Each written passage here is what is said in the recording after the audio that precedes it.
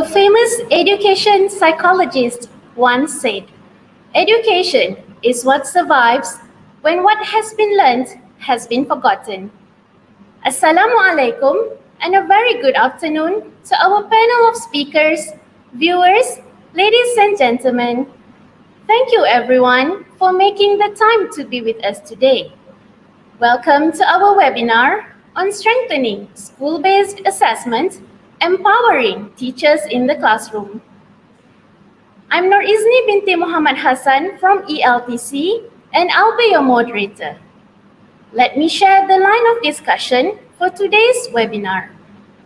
First, we'll be listening to a teacher's voice on her understanding of classroom assessment and the challenges faced in implementing classroom assessment, especially during this home-based teaching and learning, or what we know as PDPR. The teacher will also share some strategies on how teachers conduct classroom assessment. Next, the session will focus on an in-depth discussion on the National Educational Assessment System. Then, we'll move forward to talk about how classroom assessment is different from what have been done by the teachers in the classrooms before, as well as how classroom assessment should be conducted. That's quite a bit that we're going to talk about today, but I guess these are the important aspects that we need to focus on. Let me now introduce our panel of speakers for today. With us this afternoon, Acik Nurul Nakiah binti Abdullah, an English language teacher from SMK Tengku Bariah, Terengganu, Dr. Abdul Hadi bin Maddawi, and Encik Zulkifli bin Mahyudin, both from the Institute of Teacher Training, Ipoh Campus. Ladies and gentlemen, we're also very privileged to have with us Dr. Hajah Rahimah binti Adam from the Examinations Syndicate. Thank you all for being with us today. I'd also like to introduce and thank the Head of Department and academic lecturers of the Department of Assessment and Evaluation, Dr. T. Vanita, Daughter of Tanabalan, Puan Hardip Kaur, Daughter of Darshan Singh, Puan Hajah Munirah binti Hariri, and Puan Nurliana binti Ismail, who have helped in making this webinar successful. Ladies and gentlemen, there's a QR code being displayed. Please scan the code for SPL-KPM registration. The registration link will also be provided in the YouTube chat box. If you have any questions throughout the webinar, kindly type them in the chat box.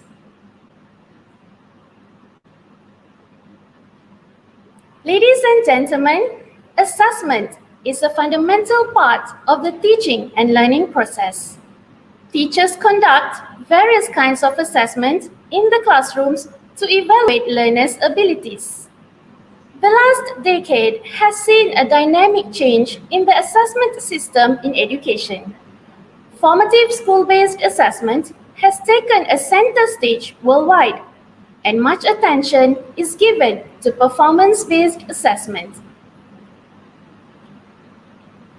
Ladies and gentlemen, in Malaysia, the Ministry of Education has announced a policy on the strengthening of school-based assessment starting 2021.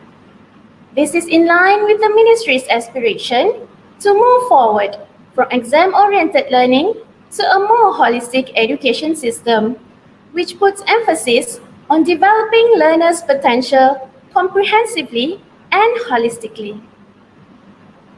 The strengthening of SBA will look into enhancing the implementation of the 5 assessment modes, namely, the classroom assessment, pentaksiran bilik darjah, the central assessment, pentaksiran pusat, the physical activities, sports and co-curricular assessment, PAJSK, and the psychometric assessment, pentaksiran psychometric, as well as standardized and centralized examinations. Please take note that throughout the webinar, the term classroom assessment and pentaksiran bilik darjah, PBD, will be used interchangeably by the panel of speakers.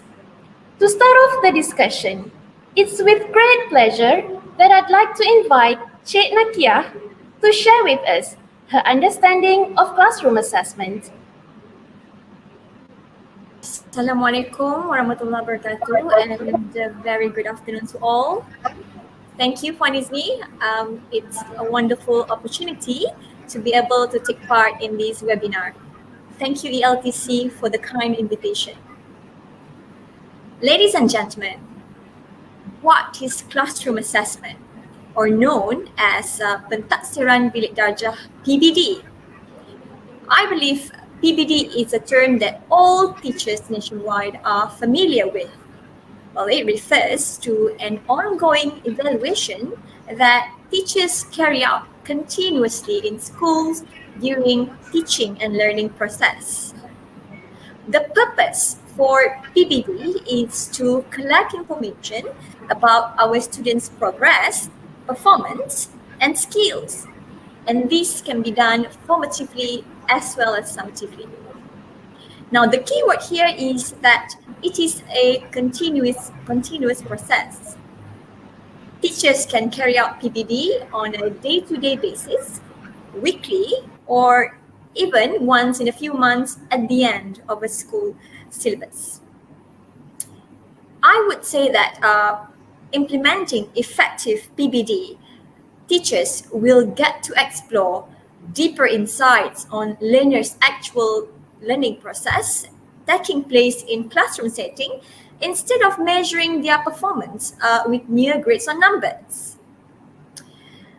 Getting an A in English, for instance, means so much more than just passing 85% on papers, as now teachers can specifically identify which areas the students have or have yet to master in.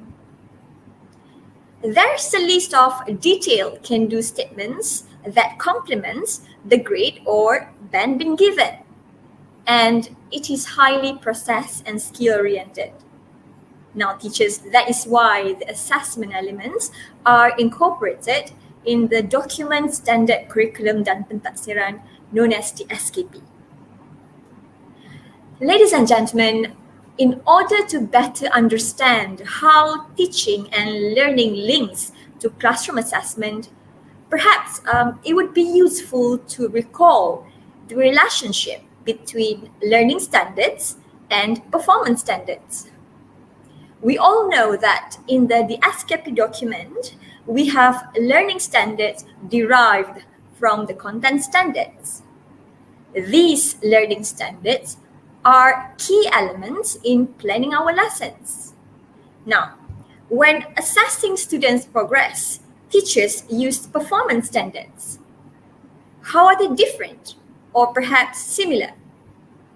Now, performance standards are actually referring to the learning standards covered in the lessons. And that is why, teachers, it's really important to make sure that when we teach, we should ensure our students master the skills and fulfill the learning standards that we aim to teach. This will then be reflected in the PBD record when teachers evaluate them continuously. It is also important to highlight here that the performance standards, which are used as guidance for the PBD, mirrors the learning standards derived from the SKP. Teachers thus should use performance standards to help them determine the level of their students' understanding and acquisitions of the skills taught. Now again, I would like to reiterate that PBD is not a new rocket science teaching and learning invention. I'm sure that teachers are familiar with the term formative assessment. In fact, they have been doing this formative assessment almost in all teaching and learning sessions at school, way before the implementations of KSSM or KSSR curriculum. It's wonderful to see teachers are now getting more confident and creative at assigning project-based tasks to assess their learners. Well, the good news is, kudos teachers, you have been implementing PBD all along. Perhaps it's just a matter of fixing a few how-tos and probably learn and explore various ways of assessing students in between lessons more effectively.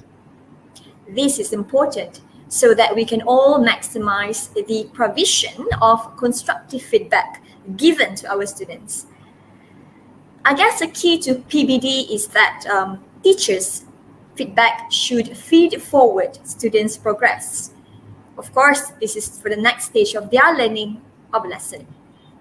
So yes, Puan Izmi, I guess that is how I understand how SBA works in a classroom setting. Indeed, it is wonderful to see the teachers becoming more confident and creative at assessing their students through formative and summative assessment to make learning more meaningful and personalized. I like the idea of more autonomy given to teachers, as teachers do know their learners best. You also shared the understanding that classroom assessment is looking at the progress in learning among children. That's a good conceptualization of classroom assessment. Before we go on further, can you share with us, as a teacher, what are the challenges in implementing classroom assessment, especially during this pandemic? Thank you, Puan Izmi. Well, that's an interesting question, really. In terms of challenges, I would say personally that implementing PBD virtually is one of the biggest of all. 2020 has transformed teaching and learning process entirely, far from what we have experienced before. Well, we weren't fully ready to shift physical learning online. Our teachers struggled to adapt with and manage the home-based teaching and learning, or PDPR as we call it. Little skills or professional training were given previously in the field. The biggest question of all is perhaps how we, teachers and practitioners, can best carry out PBD virtually when students are hardly participating or showing interest in the PDPR. Let's make a quick comparison here. In actual physical classroom learning, teachers can always have a face-to-face discussion or one-to-one approach with remedial students so that a more personalized feedback could be offered to them. However, when learning is shifted online, it's really challenging for us teachers to approach them, build that instant connection, and deliver impactful lessons. Well, of course, there are many factors that can affect any PDPR lessons, such as poor internet connection, limited access to gadgets, and limited literacy with certain apps or widgets. But thanks to our experience with the previous PDPR in the 2020, teachers are now trying their best to reduce these setbacks. To avoid unnecessary data usage, for example, teachers have started delivering recorded lessons instead of live ones. At one hand, this is definitely a great option to encourage students' participation. On the other, unfortunately, recorded lessons somehow lack a timely two-way communication of a real lesson. Effective comprehension checks that usually could be easily done via thumbs up, traffic light feedback, or hinge questions in between face-to-face lesson stages are now no longer there. Eventually, teachers must resort to checking their understanding via Telegram groups and WhatsApp chats. Now, assessing students in this sense, I believe, is indeed a real challenge for us. Ladies and gentlemen, alternatively, some resourceful teachers have started integrating myriad apps and learning tools to make their synchronous and asynchronous lessons engaging. They go extra miles and take initiative to attend PLC onlines to improve their skills professionally. However, regardless of this laudable effort, there seems to be one permanent missing link in the PDPR or any virtual learning. That is the distant and poor engagement between the teachers and learners in the long run. Conducting PBD in this kind of conundrum therefore seems to be like the biggest challenge for almost all teachers nationwide. Having said this, I would like to share another challenge observed at school level. Not only in the physical setting, but also in the online platform. That is teachers' readiness. How ready are we to effectively carry out PBD? Are we proficient enough, well-versed with the performance tasks in the PBD forms? Our teachers and students are given ample time to do PBD tasks. Now, these are the key questions that we need to ask ourselves.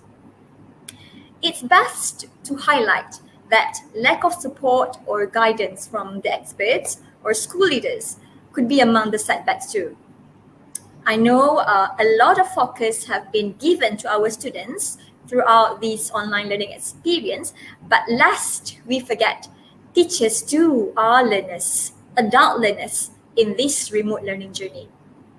It's unreasonable to ask teachers to transform their PDPR teaching overnight just because the pandemic has struck us without warning.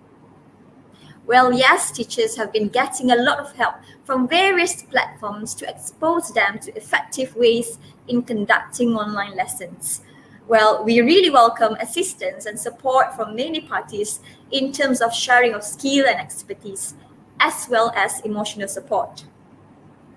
Lastly, I think we have a lot to be thankful, really.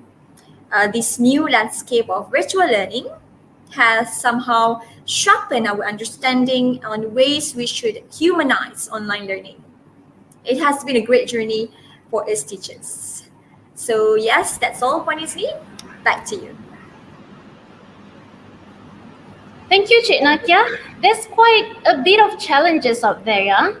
You mentioned that teachers struggle in coping with home-based teaching and learning, which implies poor effective comprehension checks. You also mentioned that there is distant, poor engagement between teachers and learners.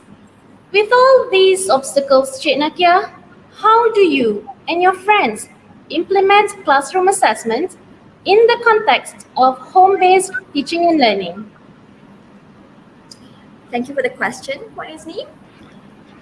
Well, to be honest, like any other teachers out there, my colleagues and I were not technologically adept when the nation hit its first MCO back then. We really took time to explore new strategies for the new home-based teaching and learning, trying to find ways on how best to conduct lessons while considering our students' limitations with gadgets and poor internet access. Allow me to share a humble experience of how we carried out PDPR. Initially, in the first PDPR, we supplemented our students with printed modules consisting of language exercises and fun project-based activities. For Form 2 students, for instance, we carried out a project-based task based on Chapter 7 Impulse 2 textbook. We provided them with a house chores report card, and on those cards, parents would need to tick and sign on the little boxes once the students completed the house chores activities. They needed to complete the task within a 2 weeks span. The task would require the learners to help their family members with the chores at home, such as washing cars, cooking meals, and cleaning bathroom daily. We encourage our students to use English periods to carry out these tasks. There was also a choice box of fun activities included, such as Instagram video review, journal writing, and scrapbook making. Well, back then in the early 2020, we didn't really have clear guidelines on how we should document our PDPRs. So we did this instead. I have to say, although it was a rather small-scale project, the response that we got from parents and students was overwhelming. And based from that experience, in the following MCO 2.0, we organized another reading-based project called Young Readers Program. This time, our school leaders, especially my principal, Mr. Arman bin A. Raza, and my English team collaborated with our school alumni to fund all Form 1 to Form 4 students with a book each. And they were encouraged to complete a list of fun reading activities throughout the English lessons. This time we had a proper documentation and the students loved the activities. They really had fun with the reading project.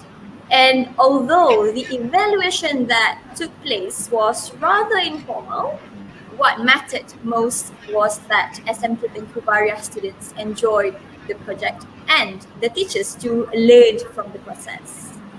This, ladies and gentlemen, may not be the perfect example of a classroom assessment, but I suppose these could be some of the options for PBD. Now, as we march through 2021, we could see massive improvements in terms of quality classroom assessment carried out by our teachers.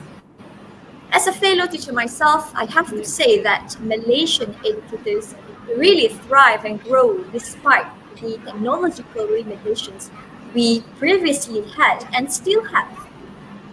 Teachers adopt and adapt various apps and online teaching platforms such as Jamboard, Classcake, Google Documents, Padlet, and many more, just to make learning more engaging and personalized. Some even have gone extra miles by creating YouTube channels for digital sharing. Now, if you could see on the slide, ladies and gentlemen, these are among the examples of our best teacher practices for PBD, and I believe there are more out there that go unnoticed. Well done, teachers. Now, after all, I think shifting physical classroom online is not entirely a bad idea. Both teachers and students are gradually developing digital competence, which I believe would be a requisite for future job market. So I guess that's about it. Thank you so much, Puan Izni, for the opportunities for me to explain the way we conduct our online classes. I'm sure there are plenty out there that we have yet to explore. Thank you. Very enthusiastic and creative teachers we have indeed. I heard that there are many groups of teachers sharing their resources and ideas via Facebook and other platforms on social media. Ladies and gentlemen, in every cloud, there is a silver lining. Amidst the pandemic and the struggle to adapt to new ways of teaching and learning, we have a great reservoir of shared materials and ideas from teachers for teachers. Kudos to you and your friends, Cik Nakia. Cik Nakia also mentioned the need for a change in mindset. Teachers are not ready and perhaps they do not get the support from the school management, etc. Could it be due to a lack of understanding on the whole idea of school-based assessment generally and classroom assessment specifically? I think at this point it will be apt to discuss the policy and concepts of SBA so that we get a clearer view.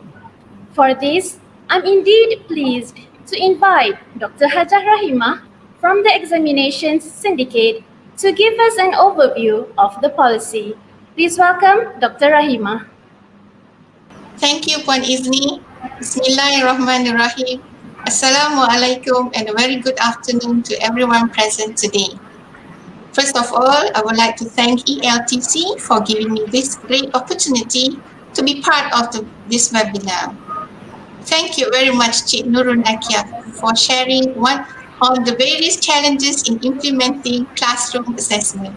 But Alhamdulillah, you have managed to overcome the challenges and have succeeded in carrying out interesting projects for your learners to do while they are still at home.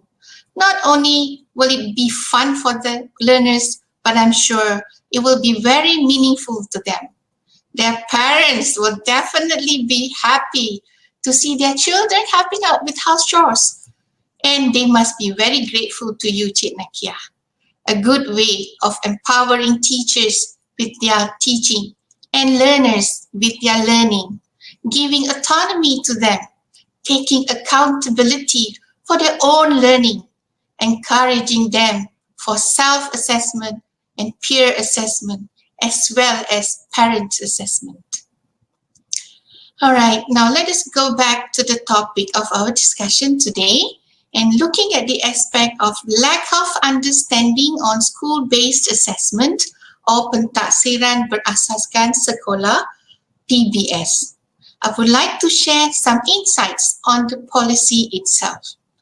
Ladies and gentlemen, in 2010, a holistic and integrated assessment called National Educational Assessment System, or commonly known as Sistem Pentaksiran Pendidikan Kebangsaan, SPPK, was introduced. Now, the rationale for introducing SPPK is first to achieve the aspiration of the national philosophy of education towards developing learners' physical, emotional, spiritual, and intellectual abilities. Second is to reduce exam-oriented learning among learners. Third, to evaluate learners' learning development and progress. And fourth, to enhance teachers' integrity in assessing, recording, and reporting of learners' learning. Now, in a nutshell, SPPK was designed to assess learners' profile, achievement, development, and involvement through 5 various modes. First, the school-based assessment, or PBS, which consists of 4 components. All right, so that's 4. And the last would be the standardized and centralized examination, 4 plus 1, right? Now, let us be clear about what PBS means in our Malaysian and KPM contexts. PBS is not only the assessments that take place in a classroom, but it consists of 4 major components. The classroom assessment, the central assessment, the physical activity, sports and co-curricular assessment, and the psychometric assessment.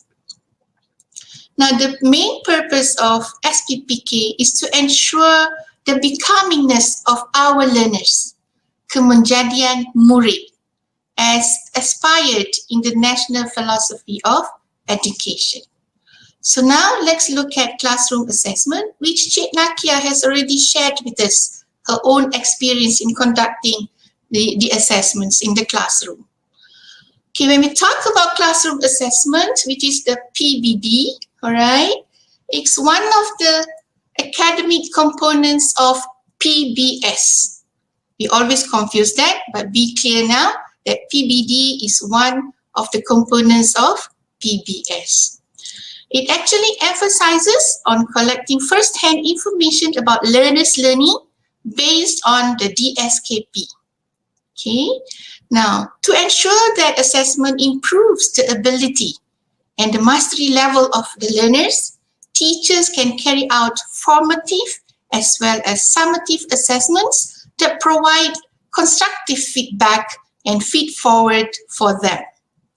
This information can be used to help teachers to plan effective teaching and learning activities for their learners, while for the learners, they'll be able to identify their strengths and weaknesses and work on how to strengthen or improve their learning. Now let's go to the central assessment, which is another academic component of PBS. So central assessment, it reports learners' achievements in academic subjects. All right, so it's a centralized assessment whereby the accountability of each administration is shared between schools and the examination syndicate. It is conducted and carried out by teachers in schools using instruments, scoring rubrics, guidelines, timeline, and procedures prepared by the examination syndicate. Central assessment is implemented in the summative form according to the timetable set by the examination syndicate. An example of central assessment is pentaksiran tingkatan 3 or PT3. Okay, now let's look at the physical activity, sports, and co-curricular assessment, the third component of PBS, and this is a non-academic component of PBS. So PAJSK, all right, it consists of co-curricular, health, and physical fitness assessments. The co-curricular assessment comprises 3 main activities, which are society or club, uniform units, and sports or games. PAJSK is meant to accommodate an assessment on extracurricular activities that can be used in all national schools throughout the year. Learners' excellence in co-curricular activities is shown through their active participation, involvement, and achievement in activities at various levels such as school, district, state, national, as well as international. Next is the assessment of physical fitness through 3 distinctive physical activities using the National Physical Fitness Standards or SEGA. Another important aspect in keeping the learners physically fit is the body mass index or BMI. Collecting learners' BMI is important as learners can keep track of their weight and teachers and parents could carry out intervention program if there is a need. Now, let's look at what psychometric assessment is, which is the 4th component of PBS and is another non-academic component.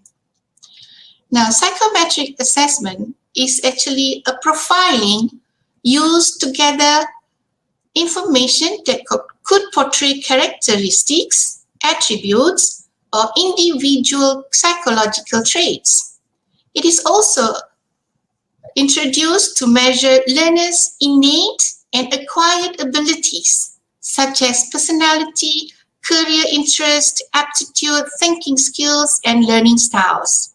The goal of this assessment is actually to help learners realize their potential and subsequently use this information to help them progress in their learning accordingly. Various instruments or inventories are prepared for learners at different levels. Examples are the General Aptitude Test at Year 3, Multiple Intelligences Inventory at Year 6 and Form 3, Personality Trait Inventory at Form 1 and Form 4, Career Interest Inventory at Form 1 and Form 3, and Career Maturity Inventory at Form 5. So we have talked about 4 components of PBS, and now we're going to talk about the last mode of assessment under SPPK, which is the standardized and centralized examinations. Okay, so these examinations are conducted solely by the examination syndicate with the help of the appointed examination personnel. Examination syndicate handles all the processes involved in the exams, including the item building, the instrument development, administration, scoring, and also reporting. Now, the exams are administered based on a fixed timetable and standardized instruments. Among the exams in Malaysia are the UPSR at primary level, which is abolished starting 2021, and SPM, SVM, STPM, and STAM at secondary level. Aside from UPSR, the rest of the exams are for certification purposes. So, Puan Izzy, I think that's all about SPPK that I can share with you now. So, back to you. Thank you very much, Dr. Rahima, for the comprehensive sharing on the NEAS policy, which includes 5 modes: school-based assessment, which comprises 4 components, as well as the standardized and centralized examinations. This overview provides us with important insights about assessment that we are aspiring for, as stated in the National Education Blueprint 2013 to 2025. We want to produce learners who can perform at the global standards. At this point, Dr. Rahima, it's pertinent that you explain to us how this policy implicates our present assessment system. Thank you for the question, Puan Izzy. As I have mentioned just now, that SPPK was designed to ensure the becomingness of our learners in all aspects, not only focusing on their academic achievements or cognitive abilities, but also their affective and also psychomotor abilities. Therefore, MOE proposed some changes in the assessment system. First, the reduction of over-reliance and over-dependence on grades and scores obtained through the standardized examinations for information about learners in the school system. Second, the empowerment given to schools and teachers to conduct quality assessment of, assessment for, and assessment as learning to their own learners. Third, the introduction of psychometric tests to help schools and teachers gather more information about their own learners so that they may understand them better, their innate and acquired abilities, their strengths, their weaknesses, talents, attitudes, aptitudes, interests, and personalities.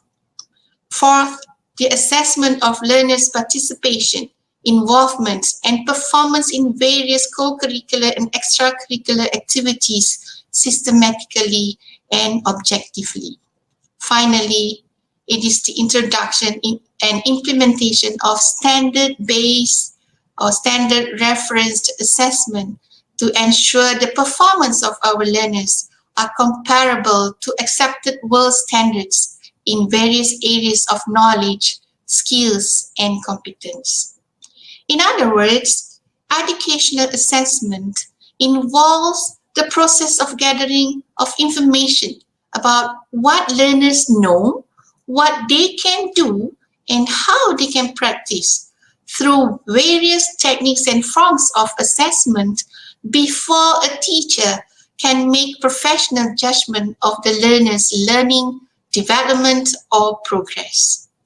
These techniques can range from a very formal and structured procedure that all of us are familiar with, such as the exams and standardized tests, all the way to the informal and non-structured procedures, like a conversation and informal meetings.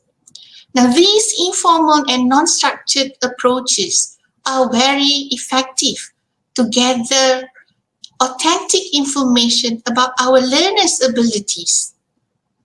Now, these are some of the implications of the changes made in our educational assessment.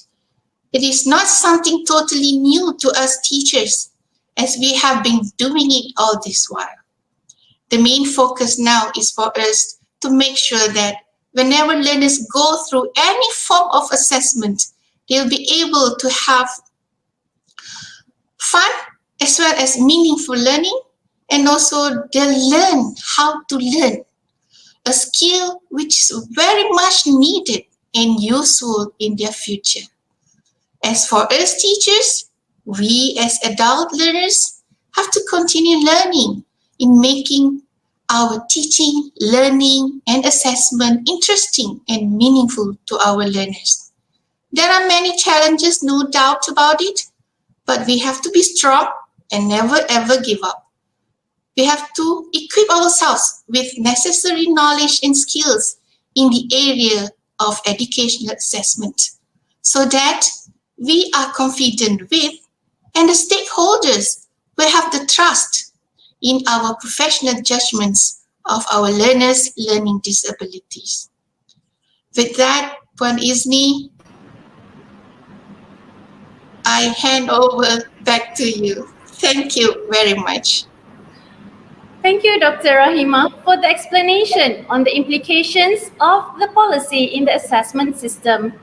Ladies and gentlemen, from the explanation, it is evident that the assessment system is being shaped to focus on both academic and non-academic performance of the learners. The perspective on assessment now is new to us. We have to shift from the traditional view that assessment equals to performance via grades and marks. As much as grades and marks are important, the focus now is on the process of learning that produces positive student outcomes. Ladies and gentlemen, with the NEAS policy in place, several divisions under the Ministry of Education have been assigned with specific tasks to realize the objectives. Classroom assessment under the purview of IPGM is directed to enhance training on the various aspects and components under classroom assessment. To have more detailed description on this matter, please welcome Encik Zulkifli, a panel for classroom assessment in IPGM.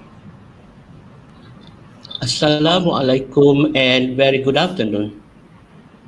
Thank you, Izni. It is indeed a pleasure to be in this webinar. Thank you, ELTC, for inviting me. As mentioned by Dr. Rahima and the moderator, the SBA is a holistic assessment which evaluates the cognitive, affective, and psychomotor aspects of learning in accordance with the national education philosophy and the national curriculum. Classroom assessment, or PPD, has been referred to in different ways, such as authentic assessment, alternative assessment, descriptive assessment, performance assessment, and teacher-based assessment. Classroom assessment as the process of collecting, synthesizing, and interpreting information to aid in classroom decision-making. Classroom assessment, or PBD, is a method introduced to measure the development process of continuous student learning. In Malaysia, it involves determining the level of learners' mastery in each subject as stated in the performance standard in the DSKP. For all subjects, the National Preschool Standards-Based Curriculum, KSSR, and KSSM. As examination and assessment are two different processes, teachers should have in-depth knowledge in handling both of these processes. Apart from the performance standards, content standards, and learning standards are also referenced in the implementation of a classroom assessment. Content standards are specific statements of what learners should know and be able to do in a period of a schooling covering aspects of knowledge, skill, and values. Learning standard is a set of criteria or indicators of learning quality and measurable achievement for each content standard, while the performance standards is a set of general criteria that indicates the level of mastery that learners need to show as a sign that something has been mastered. Ladies and gentlemen, the objective of classroom assessment is to get an idea of the learner's learning progress of teachers. Through classroom assessment, teachers can track learners' existing knowledge, track learners' overall development, identify learners' strengths and weaknesses in learning from time to time, evaluate the effectiveness of the teaching and learning process, plan, modify, and improve teaching and learning method, and carry out follow-up actions corresponding immediately.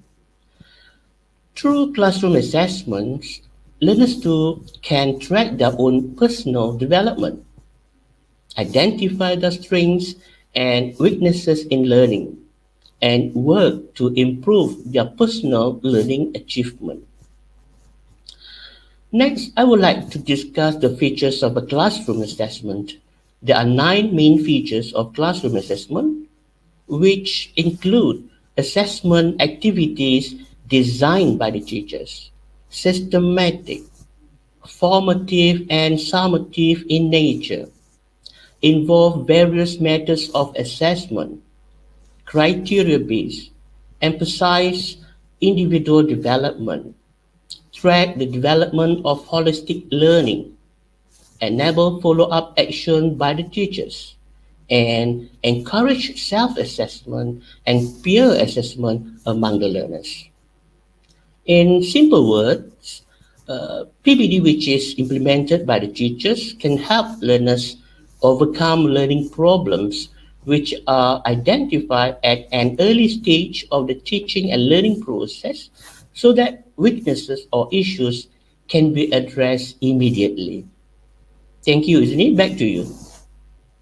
For enlightening us with interesting facts on the objectives and the 9 main features of classroom assessment. This indeed shows that the focus is on every individual learner's path and a robust tracking on the part of the teachers. Very dynamic.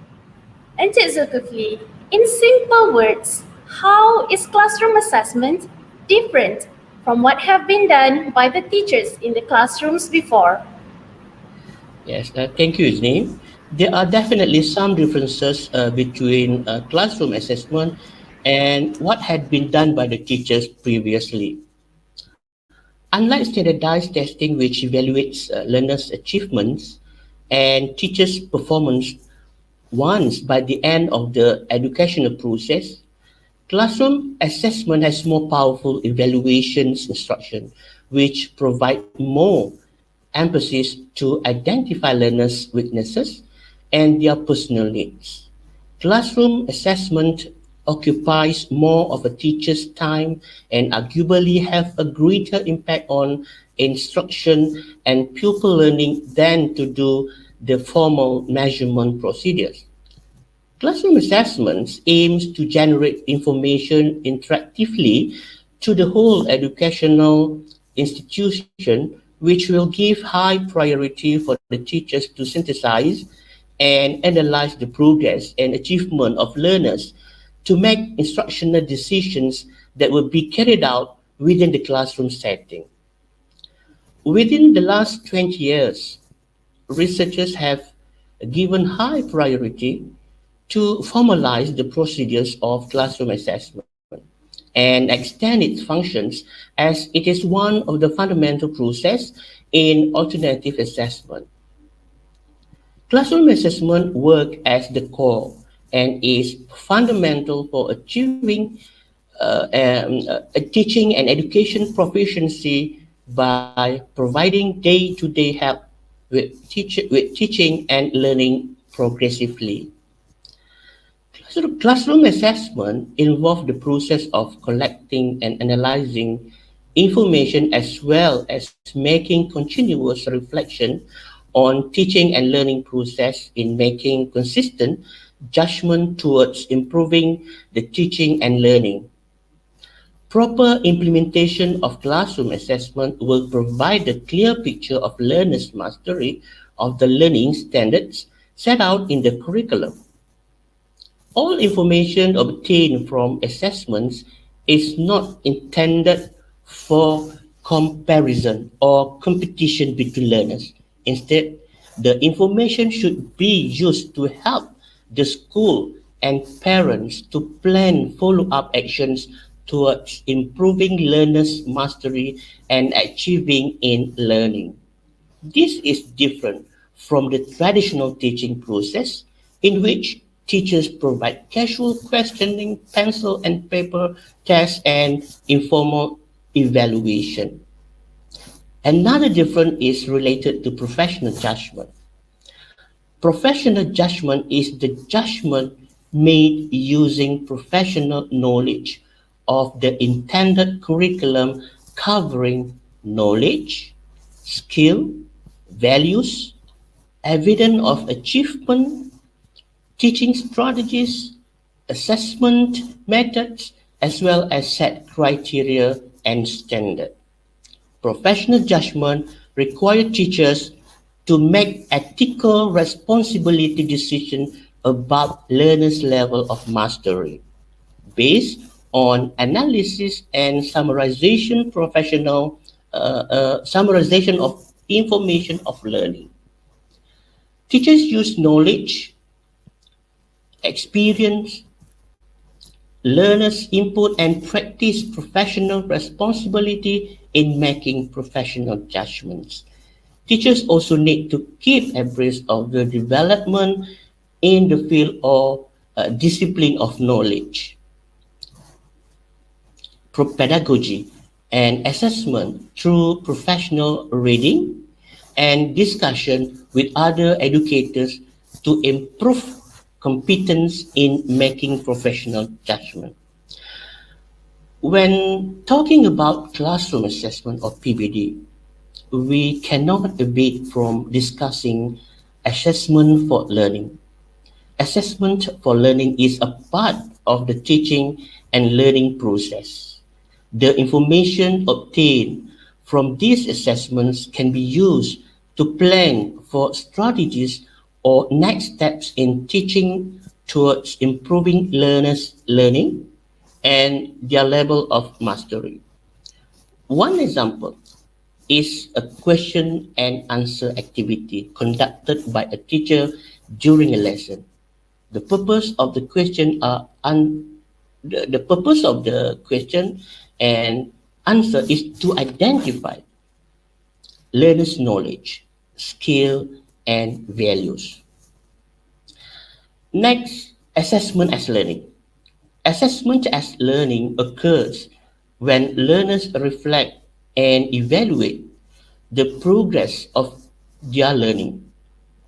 These allow them to understand the purpose of their learning and realize what they should do to master a learning objective. Assessments as learning consists of self-assessment and peer assessment. Information from these assessments gives learners an indication of their level of mastery in learning. Assessment of learning. Next, assessment of learning occurs at the end of a period, topic, or area of learning. Usually, the assessment takes place in the form of a summative test. Then, assessment of learning can also take place in the form of a presentation or of project results. Information and data obtained from summative tests or assessments about this learning should be addressed positively in the learner's learning process. The last aspect is interdisciplinary aspect. Classroom assessment can also be interdisciplinary, as assessment strategy conducted for a particular subject can integrate the knowledge and skills learned from other subjects as well. For example, learners can incorporate the knowledge learned from Bahasa Melayu, science, mathematics,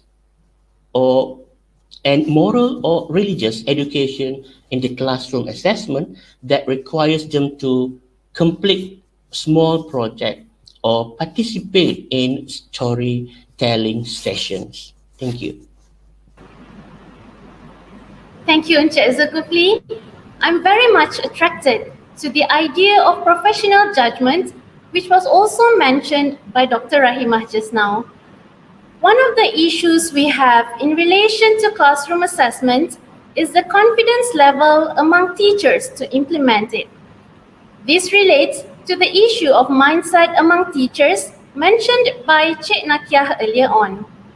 It's pertinent for every teacher to be equipped with the knowledge and skills in implementing classroom assessment with great professional judgment. Encik Zulkifli, can you please share with us some insights on how teachers can ensure effective implementation of classroom assessment? All right, thank you.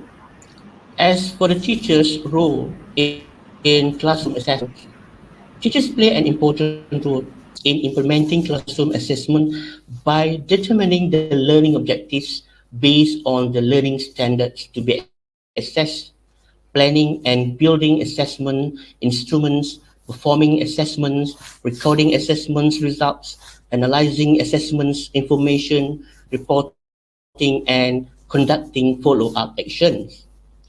The first important step is for teachers to have clear understanding on the most important aspect, which is unpacking the curriculum.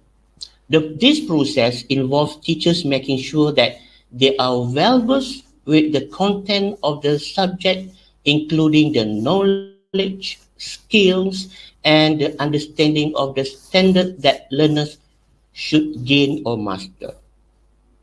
To promote the clarity, teachers can apply the UBD, that is, understanding by design.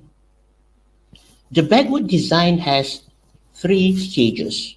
Firstly, to determine the learning outcome based on the standard in the DSKP. Secondly, planning the assessment. Teachers can create questions, activities, or tasks to be assessed and collect appropriate evidence. The third stage is designing the learning progression, plan, which involve these steps using the where to acronym. Okay. W, where to go. Teaching and learning is based on the learning outcome as stated in the DSKP. H, hook, is the activity or task really attractive for learners to participate in? E, equip. How can teachers and peers equip one another to meet the goal? R, rethink. The activity or task assigned to the learners provides the opportunity to rethink, reflect, and relook for improvement.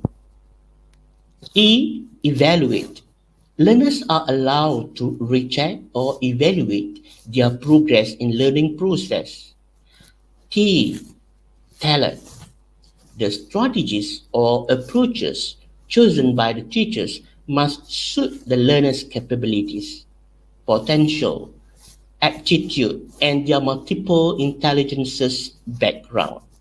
And the last one is O, organize. Teachers must ensure that no learners is left behind. Everybody must be given the opportunity to be involved in the learning process. These are some tips to help teachers play their roles to ensure the effective implementation of classroom assessment or pentaksiran bilik darjah. Thank you. Thank you very much, Encik Zulkifli.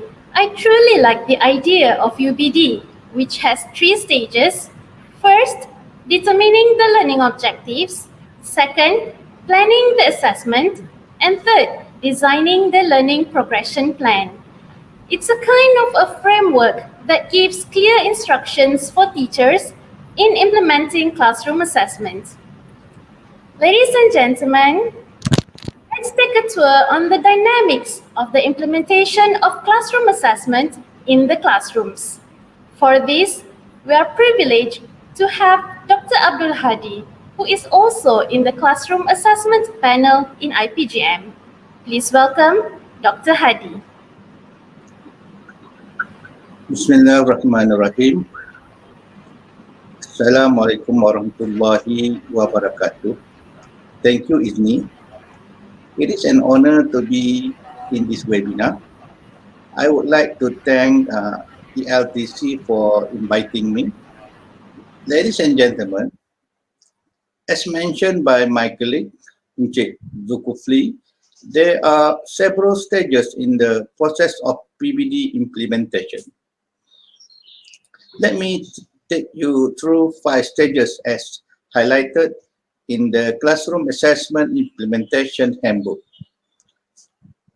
The first stage is planning, teaching, and learning and assessment method. At this stage, teachers must examine and understand the content of each topic in the SKP. Teachers should also determine the learning objective that the learner needs to achieve and which the teacher wants to assess. The learning objective must be in line with the identified content standard and learning standard. Next, teachers should determine appropriate methods of assessment through learning activities such as storytelling, quizzes, role-playing, simulation, and simple projects. The second stage is implementing the teaching and learning as well as assessment. Teachers can perform assessment on an ongoing basis in teaching and learning using oral, written methods, and observation. The third stage is to record and analyze learners' mastery. Recording can be made on the form of statement making, marking using symbols, giving marks, and giving grades. Next, record can be done in the teaching record book, teacher's notebook, checklist, and reporting templates. The fourth stage is the follow-up action. At this stage, teachers can make follow-up action immediately or plan with the aim of improving the performance level of each learner. For example, teachers can use various effective teaching and learning techniques in accordance with the level of ability of the learners concerned. The fifth stage is to report the performance level of the learners. At this stage, learners' development and progress can be reported orally or in writing, including the performance level of the learners, the statement of interest, attitude, and behavior of the learners. Suggestion for follow-up action to increase the potential of the learners by the subject teacher and the classroom teacher involved.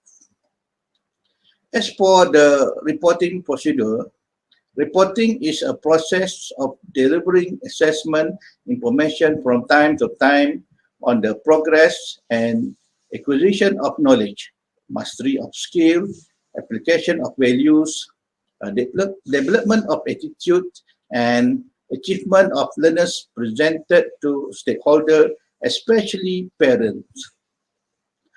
Through reporting, parents can monitor their child's learning progress and level of mastery.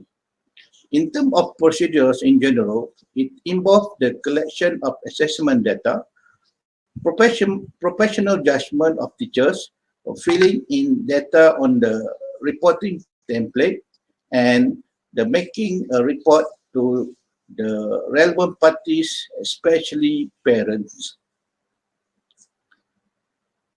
Ladies and gentlemen, I would like to share a sample of PB reports from Sekolah Kebangsaan Pakatan Jaya Ipoh Perak.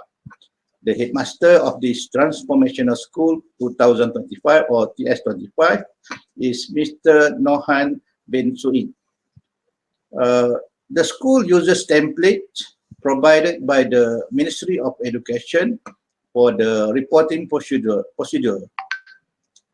Among things being reported are student performance record, students reports, subject report, and graph report. The student mastery level is determined based on the evidence of achievement. On top of that, teachers in this school have been applying their professional judgment, as mentioned by Encik Zulkifli earlier, which is a process that requires teachers to make ethical and responsible decisions about the student level of mastery based on their knowledge, experience, professional responsibility, and student inputs. I would also like to share a video on the discussion process in determining student mastery level. This video was recorded before the COVID-19 pandemic. During the COVID-19 pandemic, especially when implementing remote learning, the medium of discussion is shifted to Google Meet. That's indeed a very interesting sharing, Dr. Hadi. I'm sure teachers have a better understanding and some directions to follow now. Just out of curiosity, in the context of home-based teaching and learning, how can teachers implement classroom assessment? In my point of view, classroom assessment implementation during normal condition and during remote teaching and learning are similar. Teaching, learning, and assessment are interconnected or inseparable. In the implementation of PBD, assessment is implemented through learning activities. In the past, during normal time, PBD implementation was done face-to-face in the classroom. Teachers are recommended to run the assessment through activities like storytelling, quizzes, simulation, role play, and simple project. Instruments that can be used to assess learning modules, worksheets, checklists, simple project done by the learners. A good example was described by Cik Nurul Nakiah in her sharing. Meanwhile, in the context of PDPR, teachers are the ones who will bring learning activities to the learners.